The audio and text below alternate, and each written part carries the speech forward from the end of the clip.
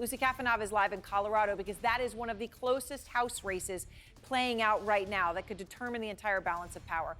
If Democrats pull this out, they would control all the levers of power. But the path is narrowing, and Republican Congresswoman and Trump-backed election denier Lauren Boebert in Colorado is clinging to a lead of about 1,100 votes in her district. That is less than half a percentage point ahead of Democrat Adam Frisch, with a race that is still too close to call.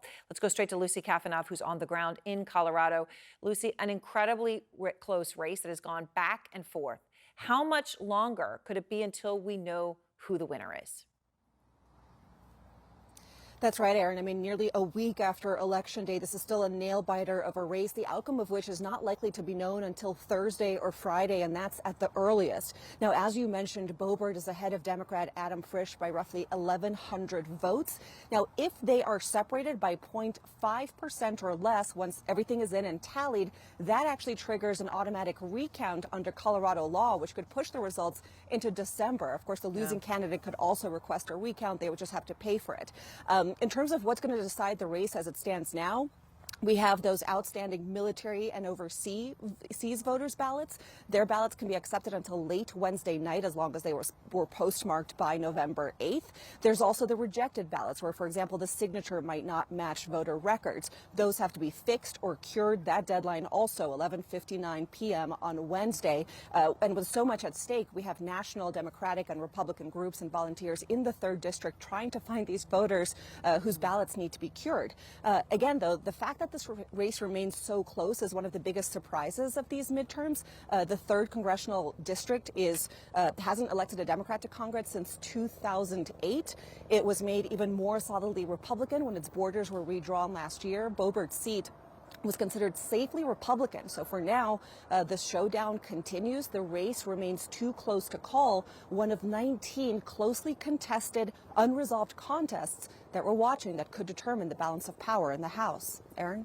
All right, Lucy, thank you very much. And Lucy talks about these 19 races. When will we find out which party controls the House? I mean, this is the crucial question. If Democrats are able to pull this out, you know, they have all the levers of power. The path, though, has been narrowing and narrowing, but with surprises like Lucy's talking about, even on races being this close, the question is still out there tonight. John King is out front at the Magic Wall.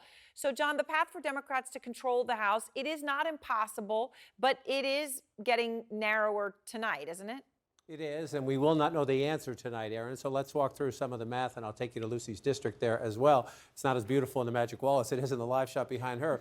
But Republicans right now are ahead. They are ahead in 222 races. It takes 218 for a majority. So if the count doesn't change at all, Republicans would have a very narrow majority. But let's look at the called races. That's what matters most. 212 right now for the Republicans, 204 for the Democrats. So there you have it. Mathematically possible still for the Democrats to overcome that lead. Right. So as Lucy just noted, let's go to the map that matters absolutely most. 19 races yet to be called. 10 of them, Aaron, are in California. Mail ballots can come in California until tomorrow. So if it comes down to the 10 races in California, it's going to take a little bit. There are several on this board that could possibly come off tonight. There's 2 in Arizona. You just mentioned the governor's race. We're going to get more votes there, maybe in those congressional races as well. This New Mexico race will likely be called soon. Perhaps this New York race, but not enough to make up the difference. So Lucy was just right here in Lauren Boebert's district. These numbers have not changed in quite some time. They are waiting now for those overseas, the military ballots. And they keep a small number. They won't tell us the exact number of other ballots so that you can't tell the direct identities of somebody who might decide to vote. You may know some of the people overseas. So they do that for privacy purposes. So then you come out here. Alaska and Maine have ranked choice voting. Those seats are likely to stay Democratic, but those 2 states don't begin the process of second choice, third choice until a bit later in the month as well. And then, as I noted, it could come down to these races in California. Here's one. We talked about this before. David Valadao, one of the House impeachment 10, one of the 10 Republicans who voted to impeach Trump. He's holding on at the moment, but it's 2,900 votes, just shy of that. But we believe only about 40% of the estimated vote, so a long way to go.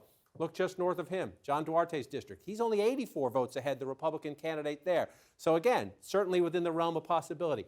Are there enough seats in the realm of possibility for Democrats to do it? Yes, but let's be honest. Let's be honest. With the Republicans now at 212, you need to get to 218. The most likely scenario is a very, very small Republican majority, but it may take us days, maybe even a little longer than that, to know the final numbers.